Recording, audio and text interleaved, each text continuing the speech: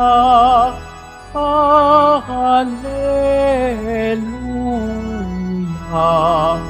Hallelujah, Hallelujah.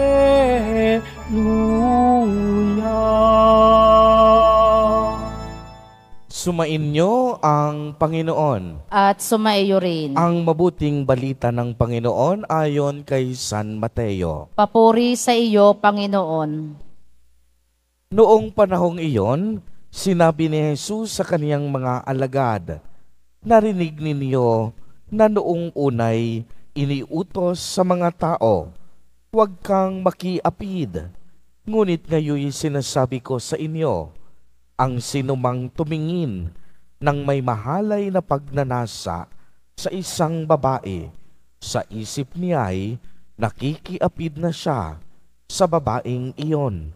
Kung ang mata mo ang siyang magiging sanhi ng iyong pagkakasala, dukutin mo at itapon, sapagkat mabuti pang mawalan ka ng isang bahagi ng katawan kaysa buo ang iyong katawang itatapon sa impyerno. Kung ang iyong kamay ang siyang nagiging sanhi ng iyong pagkakasala, putulin mo at itapon. Mabuti pang mawalan ka ng isang bahagi ng katawan kaysa buo ang iyong katawang itatapon sa impyerno."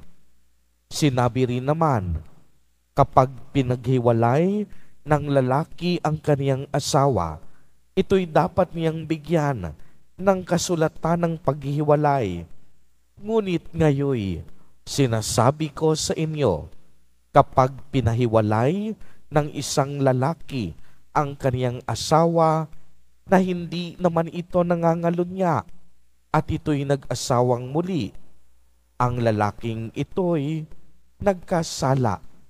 Itinulak niya ang kaniyang asawa sa pangangalunya, at sino mang mag-asawa sa babaeng hiniwalayan ay nangangalunya din.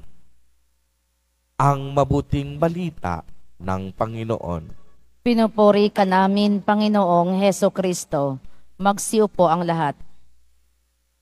Magandang umaga po sa inyong lahat, mga kapatid kay Kristo. Sa lahat po ng ating mga taga-subaybay sa iba't ibang online platforms at sa lahat ng ating mga kadiboto sa iba't ibang panig ng Pilipinas at maging sa buong mundo kung saan tayo ay naaabot ngayon ng ating live streaming. Mapayapang umaga din po sa inyong lahat. Purihin at dakilain natin ang ating Panginoon, ang mahal na poong Jesus Nazareno. Mga kapatid kay Kristo at mga kadiboto, malugod po namin kayong tinatanggap sa Basilica Minor at Pambansang Dambana ni Jesus Nazareno. Alam po ninyo, sa konteksto ng sakramento ng kasal, ang mga mag-asawa ay pumapasok higit pa sa isang pangako, kung hindi sa isang banal na tipan sa Diyos. O sa English, tinatawag nating itong covenant with God. Ang mag-asawa sumusumpa hindi sa tao. Sa kanilang kasal, sumusumpa sila sa Diyos. Sumusumpa sila na habang sila'y nabubuhay, magsasama sila sa hirap at ginhawa. Kaya nga ang mensahe ng Ebanghelyo sa araw na ito, napakalakas at napakalinaw. Ang pakikiapid at pagdidiborsyo ay itinuturing na kasalanan dahil ang paggawa nito ay pagpapahiwatay ng paglabag sa pangako sa pagitan ng mag-asawa at ng Diyos. dalawang bagay ang ipinapaalala sa atin sa araw na ito ni Jesus Nazareno na siya rin namang nakasaad sa ika-6 at ika-9 na utos ng Diyos Ama. Ito ay ang tungkol sa pakikiapid at pagdidiborsyo. At ito ay malinaw pang pinagyaman at pinalalim ni Jesus Nazareno sa ating ebanghelyo. Una, ang pakikiapid ay hindi lamang pisikal o aktwal na paggawa ng kahalayan. Kapag nakakita tayo ng isang babae o lalaki na kaakit-akit at tumakbo ang ating isipan sa pagnanasa, katumbas na din nito ang pakikiapid, sapagkat tayo ay nagnasa sa hindi natin asawa o pag-aari. Kaya kahit hindi mo gawin ang mismong pakikiapid, kung isinasa isip mo naman ang masamang gawaing iyon, nabibitag na tayo sa kasalanan. Ikalawa, kapag pinahiwalay ng isang lalaki ang kaniyang asawa na hindi naman ito nangangalunya at ito'y nag-asawang muli, ang lalaking ito'y nagkasala. Dito mga kapatid, napakaliwanag, hindi panig sa Jesus Nazareno sa diborsyo. Uulitin ko po, ang ating mahal na Poong Jesus Nazareno, hindi panig sa diborsyo. Pagmasdan ninyo itong mabuti. Kung walang kasal, hindi magiging kompleto ang ating lipunan dahil wala tayong tatawaging pamilya. Ang pamilya po, ang pinakamaliit na unit na kung saan natututo ang mga bata ng tamang moralidad, pananampalataya at maayos na pag-uugali. Ibig sabihin nito, ang pamilya ang pangunahin at unang tagapagturo sa komunidad. Bakit? Unang-una, ang mga magulang ang may responsibilidad na maging pangunahin at unang guro ng kanilang mga anak.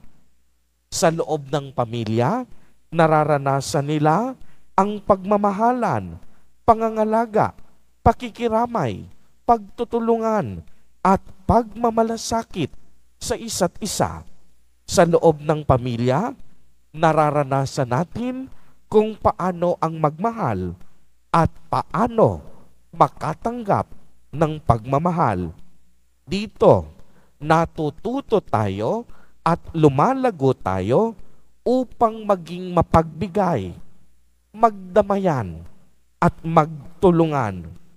Kaya naman, napakasimple ng ipinapahayag ng ating inang simbahan. Kung hindi mapapangalagaan o masisira ang kabanalan ng kasal, maaapektuhan ang pamilya. At kapag naapektuhan ang pamilya, tiyak yon, masisira ang lipunan at komunidad. Uulitin ko po dahil napakainit ng talakayan ukol sa diborsyo sa mga panahong ito. Napakasimple po ang pahiwatig ng ating inang simbahan.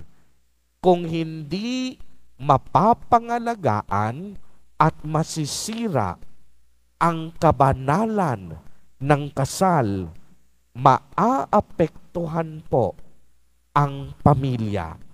At kapag apektado na ang pamilya, tiyak yon, sira ang lipunan at sira ang komunidad. Dahil nga po, ang pamilya ang pinakapangunahin at pinakamaliit na unit ng lipunan. Kung sira ang pinakamaliit at pinakamakapangyarihang unit na ito, nangangahulugan ang buong komunidad at lipunan masisira din. Mga kapatid kay Kristo at mga kadiboto, sa pagpapatuloy po ng ating banal na Eucharistia, isama po natin sa napaka-espesyal na paraan sa ating mga panalangin ang mga nasirang pamilya na, bunga ng mga nasirang kasal. Ipanalangin din natin na higit nating malampasan sa bawat pamilya ang lahat ng pagsubok at unos na dumadating at nagpapahina sa pananampalataya ng mag-anak. Subalit, kagaya ng banal na mag-anak, si San Jose bilang ama, si Santa Maria bilang ina, at si Jesus Nazareno bilang kanilang anak, naway magkabuklod-buklod ang bawat pamilya sa diwa ng tunay na pagmamahalan, pagpapatawad, at isantabi ang lahat ng poot, hinanakit, pangamba, at pagkamakasarili na siyang pangunahing sanhi ng pagkasira ng kasal at ng pamilya. Amen. Purihin at dakilain natin ang ating Panginoon, ang mahal na poong Jesus Nazareno.